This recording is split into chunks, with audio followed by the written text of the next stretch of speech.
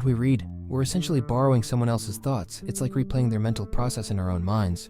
Writing, on the other hand, forces us to think for ourselves, much like tracing over a teacher's penciled outline with a pen and gradually making it our own. In reading, though, most of the hard thinking has already been done for us. That's why picking up a book can feel so refreshing after wrestling with our own thoughts. It's a mental break where someone else takes the lead. The problem is that if you spend all your time reading and your downtime on mindless distractions, you'll lose the ability to think independently. It's like someone who only rides horses, eventually forgetting how to walk.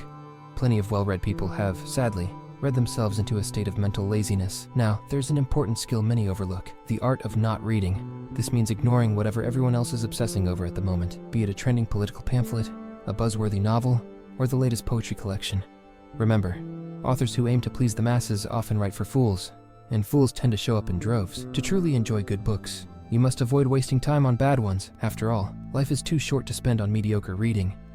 Schopenhauer said that reading should never replace your own thinking. It's a tool for inspiration, not a substitute for your own mental work.